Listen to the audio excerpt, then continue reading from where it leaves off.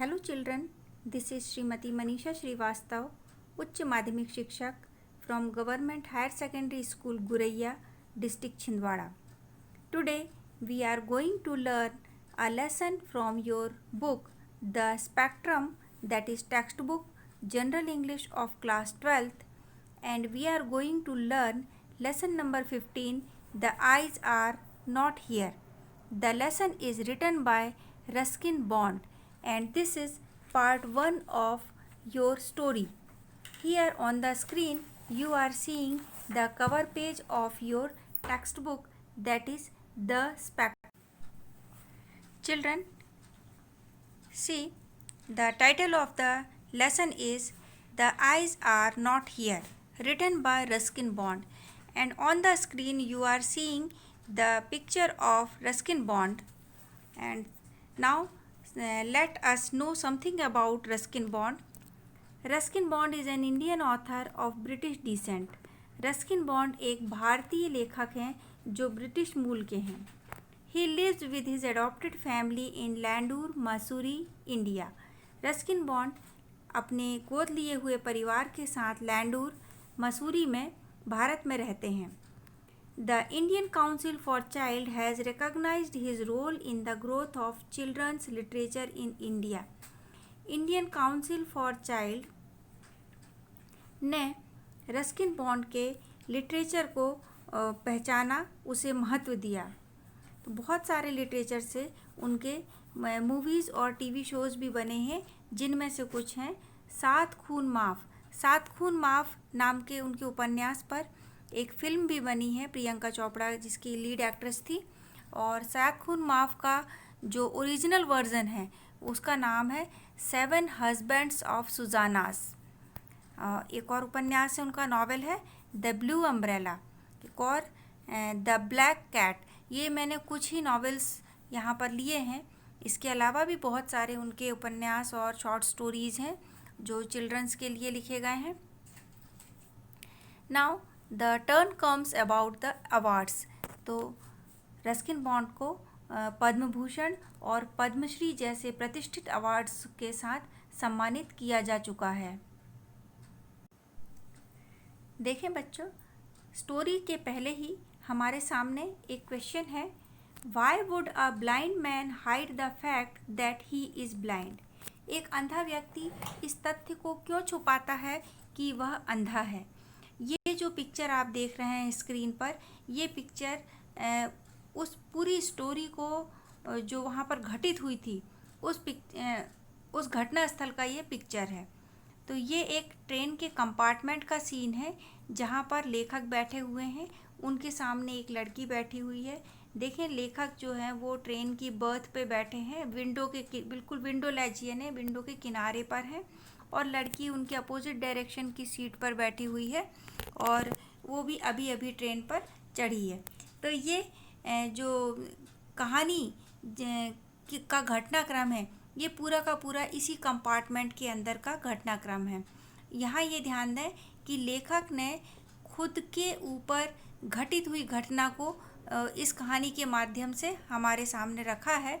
तो एक तरीके से ये उनका ऑटोबायोग्राफिकल इवेंट है जो यहाँ पर वह कहानी के रूप में हमारे सामने लाए हैं.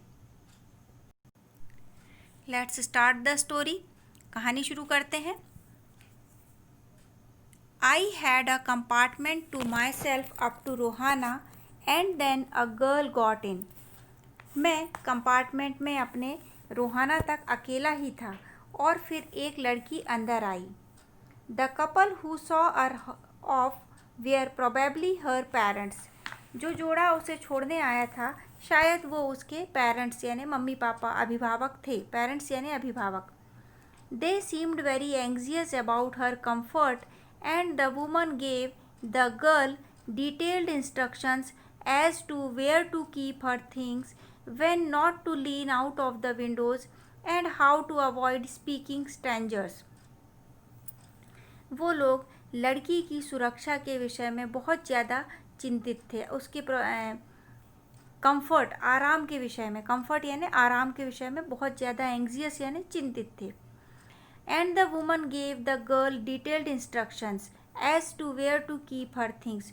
और जो स्त्री आई थी उसने विस्तृत रूप से लड़की को निर्देश दिए as to where to keep her things, कि उसे अपना सामान कहाँ रखना है।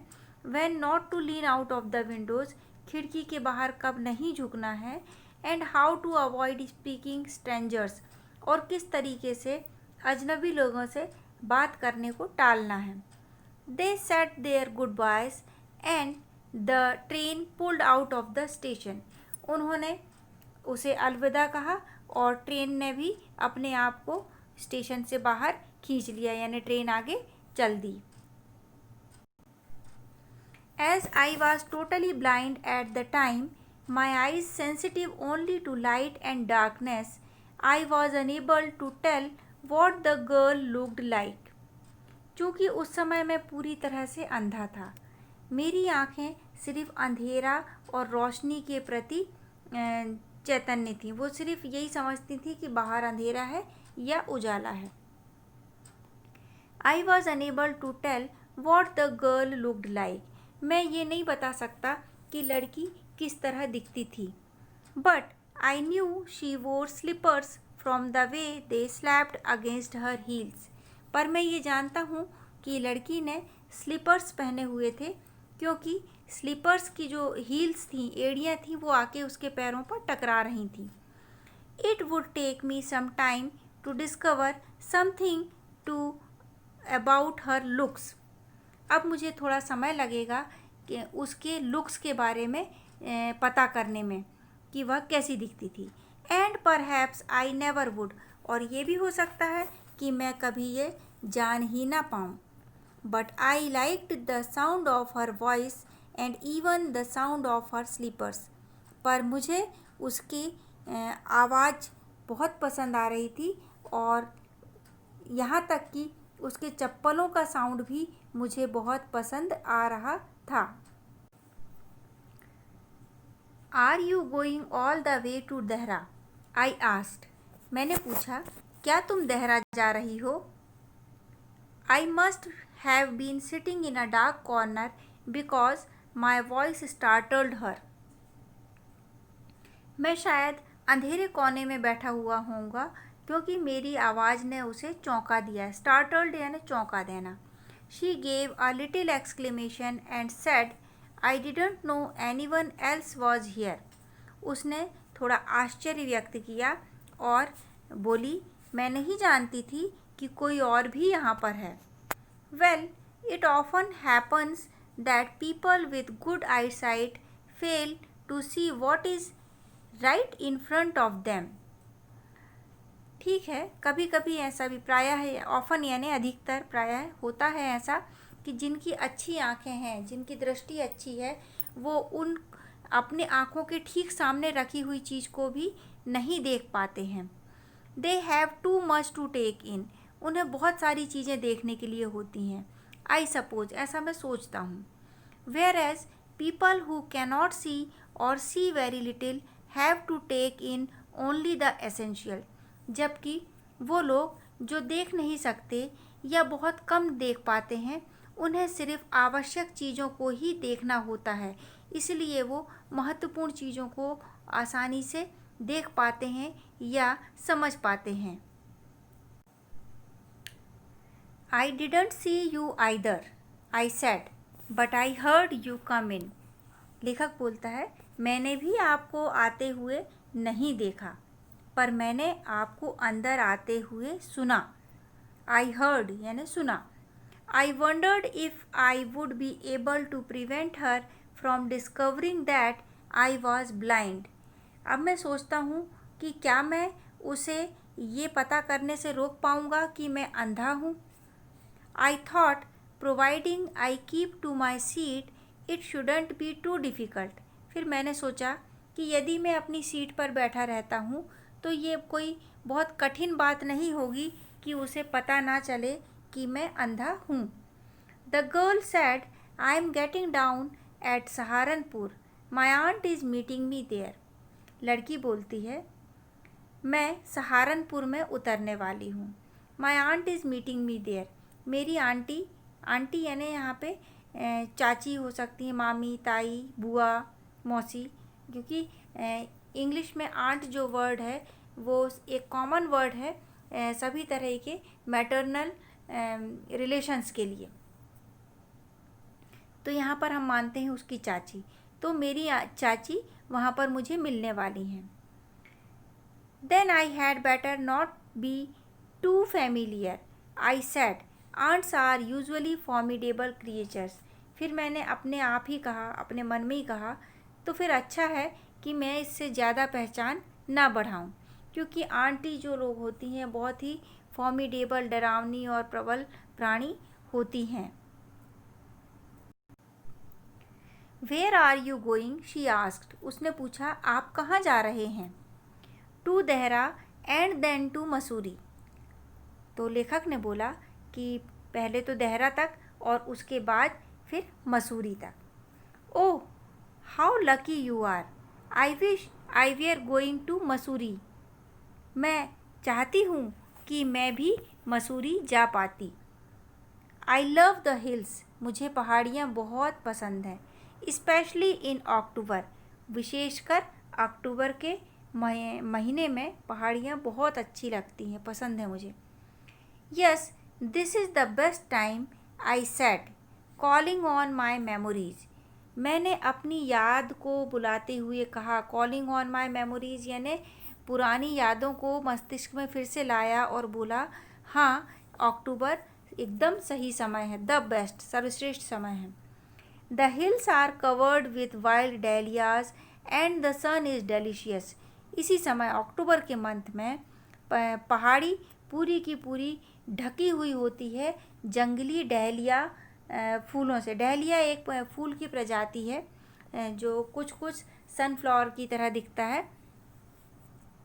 और इस समय द सन इज़ डेलिशियस, और सूर्य की जो तीव्रता है वो बहुत अच्छी रहती है, ना बहुत तेज़ रहता है सूर्य, ना बहुत कम रहता है, धूप भी अच्छी लगती है.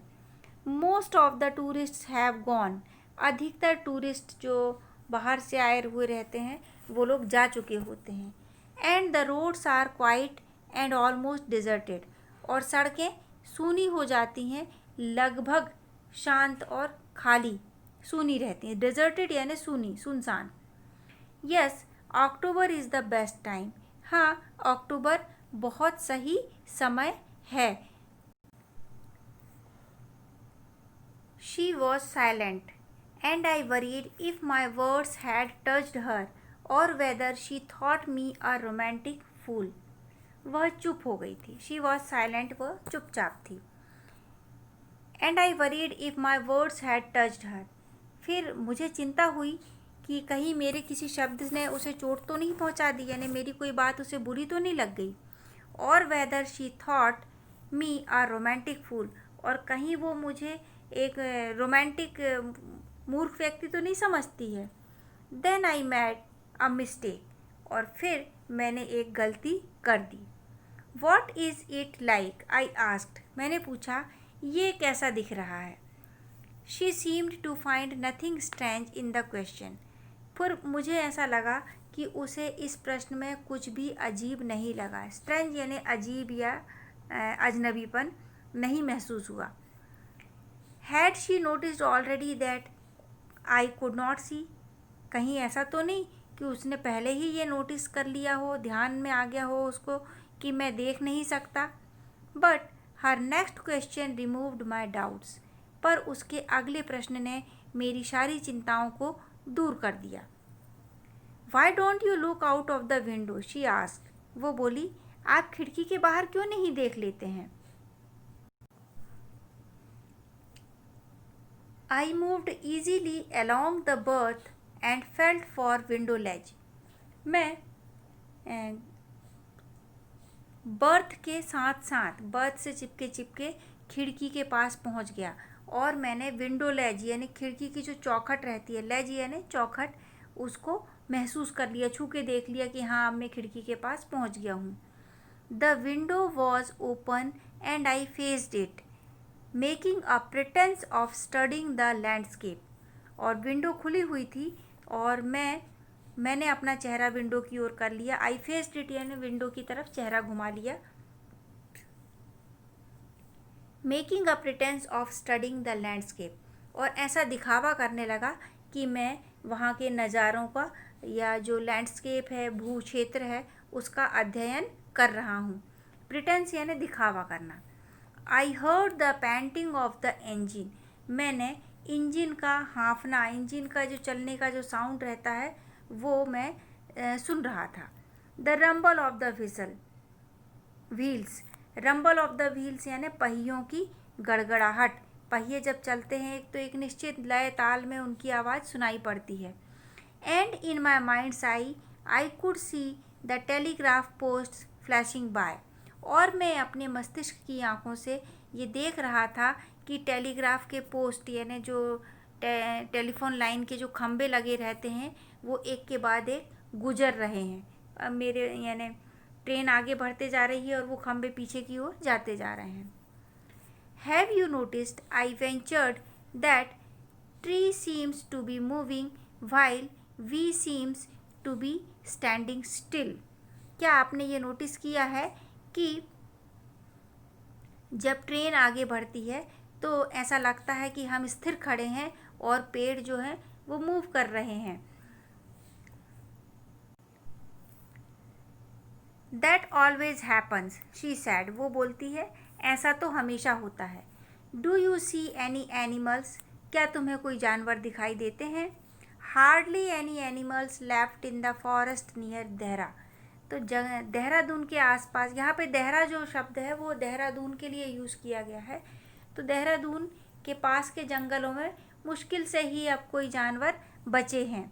आई turn from the window and faced the girl and for a while we sat in silence, फिर मैंने अपना चेहरा खिड़की से हटाया और लड़की की ओर चेहरा घुमा लिया। And for a while we sat in silence, और थोड़ी देर के लिए हम चुपचाप बैठे रहे। You have an interesting face, I remarked, मैंने रिमार्क किया। रिमार्क करना यानी अपनी ओर से टिप्पणी दी कि आपका बहुत ही रुचिकर चेहरा है। यहाँ पे इंटरेस्टिंग यानी रुचिकर या दिलचस्प, फेस यानी चेहरा। I was becoming quite daring but it was a safe remark, मैं बड़ा साहस कर रहा था उस लड़की के सामने, पर ये एक सुरक्षित टिप्पणी थी। रिमार्क यानी टिप्पणी थी। शी लाफ्ड प्लेजेंटली, वह खुशी से हंस पड़ी। प्लेजेंटली यानी खुश होकर, लाफ्ड यानी हंसना। अ रिंगिंग लाफ, और जब वो हंसी तो ऐसा लगा जैसे घंटियाँ बज रही हों। उसकी हंसी की जो ध्वनि थी वो ध्वनि में लेखक को लगा कि घंटियाँ बजने लगी हैं। It's nice to be told I have an interesting face, I am tired of people telling me I have a pretty face. लड़की जवाब देती है कि ये तो बड़ी अच्छी बात आपने कह दी कि मेरा चेहरा दिलचस्प है। आई am tired of people telling me I have pretty face, अब मैं लोगों से ये सुनते सुनते थक गई हूँ कि मेरा सुंदर चेहरा है, खूबसूरत चेहरा है। प्रेटी यानी सुंदर या खूबसूरत। Oh, so you do have a pretty face, thought I, and aloud said, well an interesting face can also be pretty. तो लेखक मन ही मन बोलता है अच्छा, तो तुम्हारा सुंदर चेहरा भी है, और ज़ोर से बोलता है कि ठीक है, वही दिलचस्प चेहरा सुंदर भी हो सकता है। You are a very gallant young man, she said, but why are you serious. फिर वो लड़की बोलती है अरे तुम तो बहुत ही गैलेंट व्यक्ति हो। गैलेंट यानी एग्जैक्ट वर्ड जो गैलेंट हिंदी में है वो है छलिया, पर यहाँ पर स्त्रियों का प्रशंसक। तो आप तो बहुत ही स्त्रियों के प्रशंसक व्यक्ति हैं, पर आप इतने सीरियस यानी इतने गंभीर क्यों हैं? I thought then that I would try to laugh for her, but the thought of laughter only makes me feel troubled and lonely. पहले तो मैंने सोचा कि मैं उसकी इस बात पर हंसूं, पर सोचा कि कहीं हंसने से मैं अकेला ना पड़ जाऊं, कहीं मेरी हंसी उसे बुरी ना लग जाए, तो मैं चुप रहा। Will soon be at your station, I said, फिर मैंने कहा कि हम बहुत जल्द तुम्हारे स्टेशन पे पहुंच जाएंगे। Thank goodness it's a short journey. I can't bear to sit in a train for more than 2 or 3 hours। लड़की कहती है बहुत अच्छी बात है, ईश्वर की कृपा है कि ये एक छोटी सी यात्रा है। मैं ट्रेन में 2 या 3 घंटे से ज़्यादा नहीं बैठ सकती। यानी मुझे सहन नहीं होता कि मैं ज़्यादा लंबी जर्नी करूं। Yet I was prepared to sit there for almost any length of time just to listen to her talking। तब भी मैं पूरी तरह तैयार था कि मैं कितनी भी देर उसको सुनने के लिए, उसकी बातों को सुनने के लिए ट्रेन में बैठे रहने को तैयार था। Her voice had the sparkle of mountain stream। उसकी आवाज़ में पर्वतों से गिरने वाले झरनों की खनक थी। स्पार्कल यानी चमक, खनक है ना। जब हम कोई रोशनी वाली बात करते हैं तो स्पार्कल यानी वहाँ पे चमक होगा, और जब हम यहाँ पे साउंड वाली बात कर रहे हैं तो यहाँ पे स्पार्कल यानी खनक हो जाएगा। तो उसकी जो आवाज़ थी लड़की की बिल्कुल वैसे ही थी जैसे पर्वत से कोई झरना गिर रहा हो। As soon as she left the train, she would forget our brief encounter, but it would stay with me for the rest of the journey and for some time after। अब वो जैसे ही ट्रेन से उतरेगी लड़की,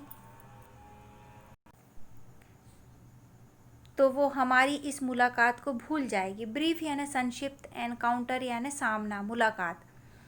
but it would stay with me for the rest of the journey and for some time after. पर ये जो मुलाकात हुई है, इस मुलाकात की यादें लेखक के साथ उसकी यात्रा की बाकी अवधि में भी रहेंगी उसके साथ, और हो सकता है यात्रा समाप्त होने के कुछ दिनों बाद तक भी उस लड़की से मुलाकात जो हुई है लेखक की, वो लेखक को याद रहे। देखें, ये पूरा वैसा ही प्राकृतिक दृश्य है जैसे में लेखक और वो लड़की यात्रा कर रहे हैं, और जहाँ पे सहारनपुर पहुँचने वाले हैं, उसके बाद देहरादून पहुँचेंगे लेखक। तो बिल्कुल वैसा ही पहाड़ी एरिया जहाँ से ट्रेन गुजर रही है, और नुकीले वृक्ष आपको देखने को मिल रहे हैं यहाँ पे, और पर्वतीय सौंदर्य नज़र आ रहा है। तो मैं आपको देहरादून के बारे में बता दूं कि देहरा का हिंदी में अर्थ होता है देवगृह या देवालय, जबकि पंजाबी में इसे समाधि या मंदिर कहा जाता है। इसी तरह दून जो शब्द है वो दूण से बना है। दूण शब्द संस्कृत के द्रोणी का अपभ्रंश है, और संस्कृत में द्रोणी का अर्थ है 2 पहाड़ों के बीच की घाटी। और ऐसा भी विश्वास किया जाता है कि प्राचीन काल में, महाभारत काल में ऋषि द्रोणाचार्य का यह डेरा था, इसीलिए इसका नाम देहरादून पड़ गया है। तो देहरादून जो है वो उत्तराखंड की राजधानी वर्तमान में है। तो ये एक बहुत ही अच्छा प्राकृतिक स्थान है जहाँ पे वर्ष भर ठंड रहती है, और लोग हिल स्टेशन एंजॉय करने के लिए देहरादून जाया करते हैं। तो वहीं पर लेखक की एक संक्षिप्त मुलाकात हुई एक ऐसी लड़की से जिसे वह अपनी बाकी की यात्रा में याद रखेंगे, और साथ ही चाहेंगे कि और ज़्यादा लंबे समय तक उस लड़की के साथ वो यात्रा कर पाते, ताकि वह उससे बातचीत कंटिन्यू सुन पाते उसकी बात, क्योंकि उसकी बातों में झरनों की खनक थी। So here I stop my class. See you tomorrow with the rest part of the story. Thank you. Have a nice day. तो कल फिर से मिलते हैं इस स्टोरी के अगले भाग के साथ। धन्यवाद।